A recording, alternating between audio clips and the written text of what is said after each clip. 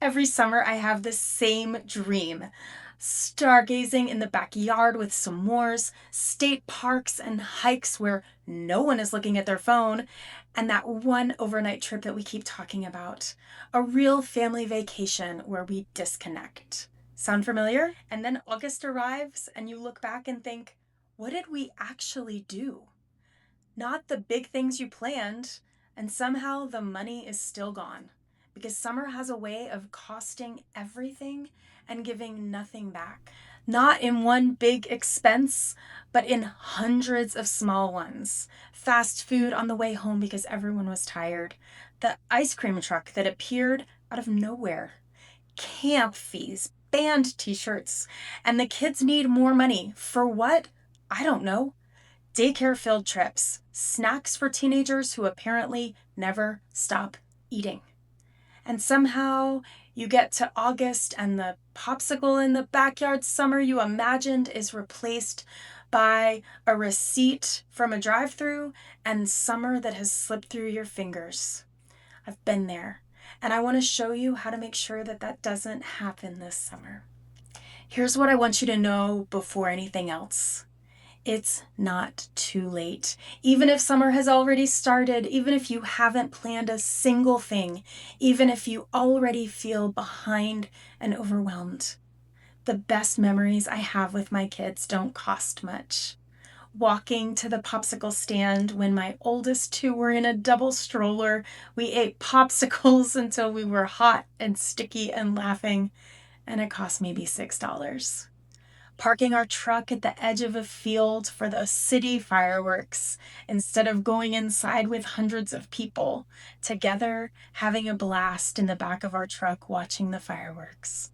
No cost. Glow sticks and s'mores in the backyard hammock watching the stars come out. Basically free.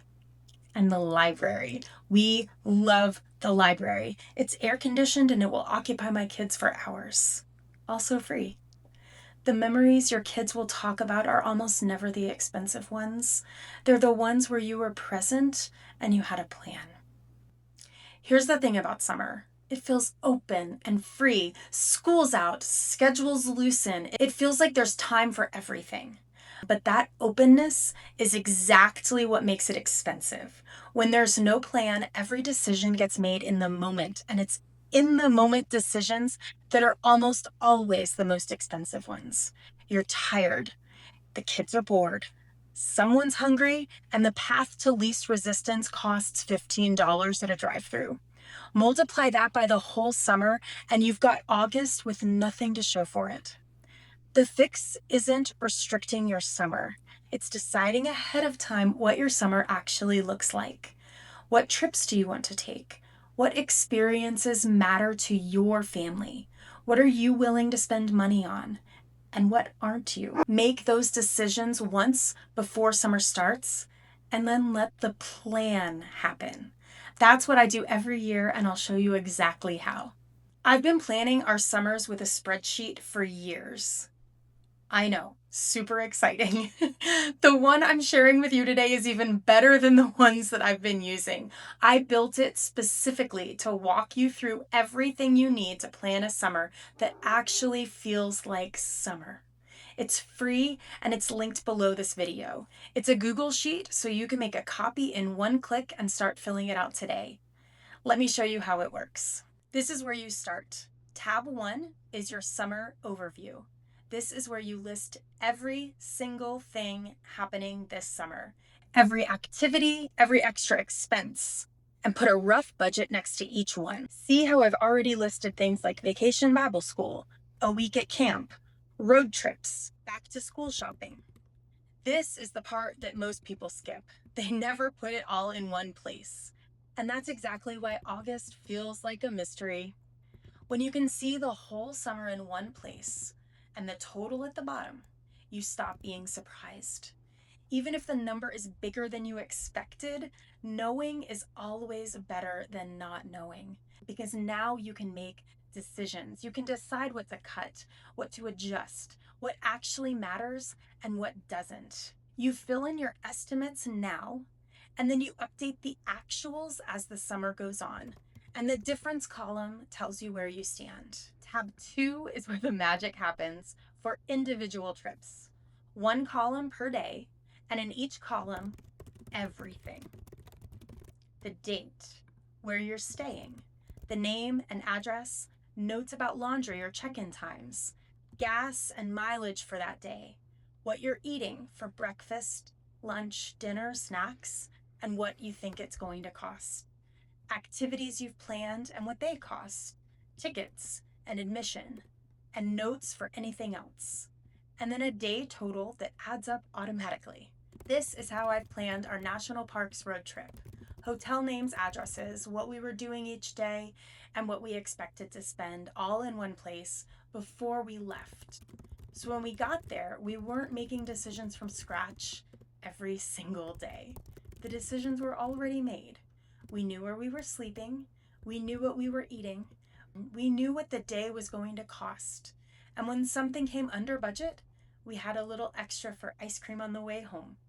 Tab 3 is your big picture budget for each specific trip. Fill in the information at the top and then estimate your costs by category: flights, lodging, food, activities, pet sitting, all of it. See these two rows at the bottom, the cost per person and the cost per day. These two numbers change everything, because $2,000 for a family trip sounds expensive until you realize it's $50 per person per day. That reframe is how you stop feeling guilty about spending money on experiences and start feeling good about what you're getting for it. After the trip, you'll come to this reflection section. What was worth every penny? And what would you skip next time? That's how you can get better at this every year. And here's the last tab. This is the planning timeline, starting in January, because the best summers, they start in January.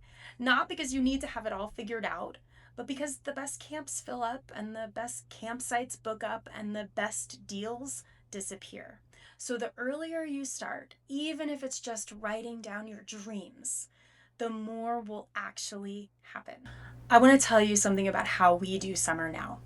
We don't treat every day like a vacation.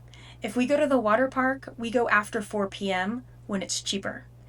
Not because we don't have the money, but because we're prioritizing other things. We can still work all day and get several hours of fun at the water park and then stop for ice cream on the way home with the money that we saved. It's not deprivation. It's a really good Tuesday. And that happens because we decided ahead of time what our summer looks like for our family. We decided once: experiences over convenience, memories over stuff, intentional over impulsive. Once those decisions are made, summer stops being something that happens to you and starts being something that you've actually designed. Here's something I want to make sure is really clear. Planning didn't make our summer rigid. It made it free.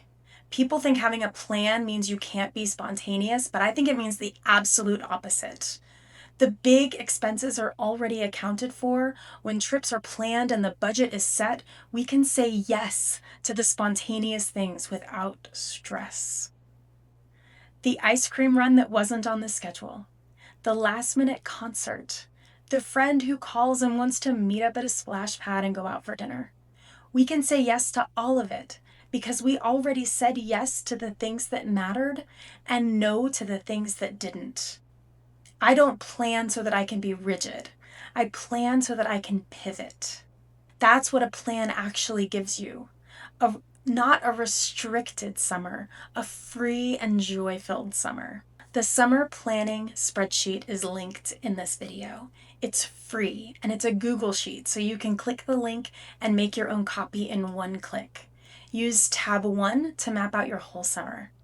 Even if it's already June, even if some of it's already happened, start now because there's still summer left and it can still be exactly what you dreamed it would be. The best summer memories for our family didn't come from spending the most money. They came from deciding ahead of time what we actually wanted to do and then doing it. Popsicles in a double stroller, fireworks from the back of a truck, S'mores and glow sticks and stars. None of that was expensive, and all of it was intentional. That's what planning does. It doesn't restrict your summer, it gives it back to you. Grab the free spreadsheet below. And if you want the full budgeting system that I use year round, not just in the summer, watch this video next.